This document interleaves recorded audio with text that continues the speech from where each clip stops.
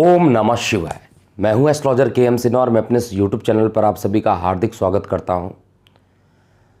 क्या भारत और चाइना के बीच में युद्ध छिड़ने वाला है? बहुत सारे न्यूज़ आज आप लोगों ने चैनल्स पे देखे होंगे। हर चैनल पे यही एक गर्म मुद्दा बना हुआ है कि चाइना ने अपनी मिलिट्री को वहाँ पर बढ़ा दिया है और भारत भी अपने मिलिट्रीज़ को वहाँ पर बढ़ाता हुआ जा रहा है। तो क्या वाकई में भारत और चाइना के बीच में युद्ध होगा लद्दाख को लेकर? आइए हम इसका ज्योतिषीय गणना करते हैं और फाइनल प्रेडिक्शन मैं यहाँ पर दूंगा। हालांकि अगर आपको पता होगा पुराने एपिसोड में मैंने आप लोगों को ये बताया था कि ये कोरोना वायरस जिसके कारण से चाइना पूरे तरीके से त्रस्त हो चुका है, जिस कारण से इन्होंने डेटा छिपाया और उसका भुगतान पूरा विश्व अभी तक कर रहा है। 56 लाख से ज़्यादा लोग इससे संक्रमित हो चुके हैं। तो इस अटैक करने के लिए ये पहले दक्षिण सागर का जो एक द्वीप है वहाँ पर हमला करने की कोशिश कर रहा है। कभी हांगकांग में प्रॉब्लम कर रहा है और कभी हमारे देश भारत में ये परेशान हो चुका है। और ये पूरा एक प्रकार से देखा जाए तो इनकी नाकामी सिद्ध हो चुकी है। शी जिनपिंग जो है पूरे तरीके से इनकी नाकामी सिद्ध हो चुकी है और इनकी ऑलरेडी मैंने प्रोडिक्शन कर चुके हैं। बहुत ही जल्दी इनके देश में, क्योंकि ये कम्युनिस्ट हैं और कम्युनिस्ट जो होते हैं आप जानते हैं एक दूसरे की हत्याएं करके अपना शासक चेंज कर लेते हैं, तो कुछ ही दिनों में इन पर भी कुछ ऐसी चीज़ें हो ना जाए, ऐसी मैं देख रहा हूँ। तो यहाँ पर प्रॉब्लम तो बढ़ेगी। आइए हम देखते हैं ज्योतिषीय दृष्टिकोण से ऐसा क्या वास्तव में होने वाला है।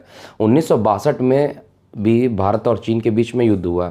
1967 यानी 1967 में भी इंडिया और चाइना के बीच में युद्ध हुआ। अभी मैं पाकिस्तान को साइड में ही रख रहा हूँ।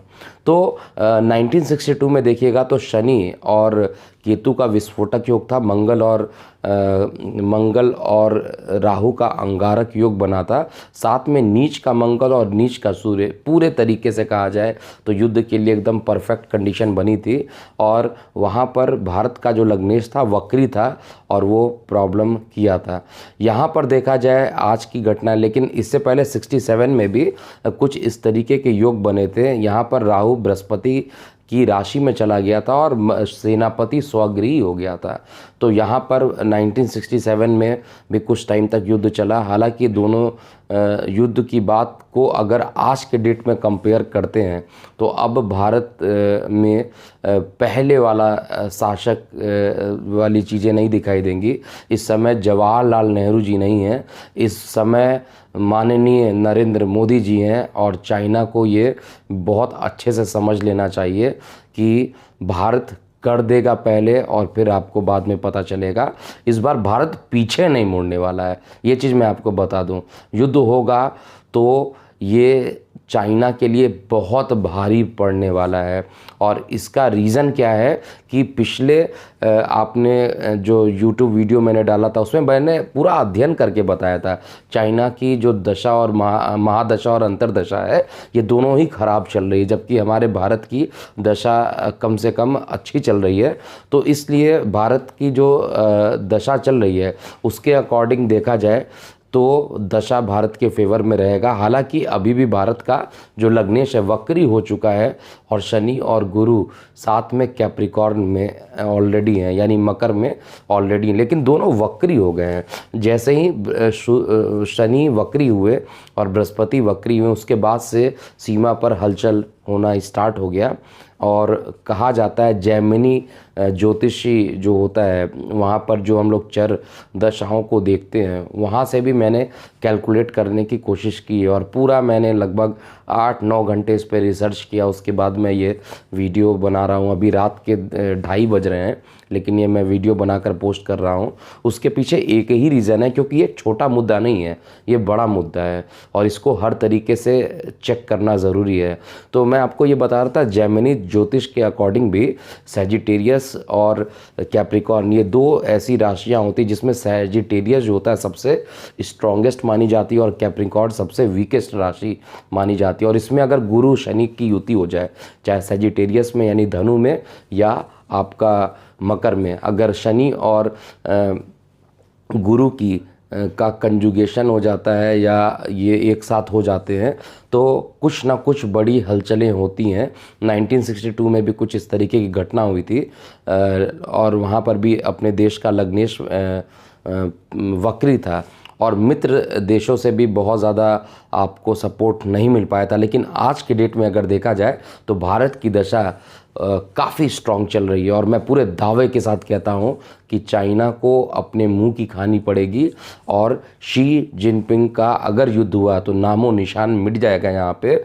और ये बहुत जल्दी ही ऐसा होगा अगर युद्ध की कंडीशन बनती है।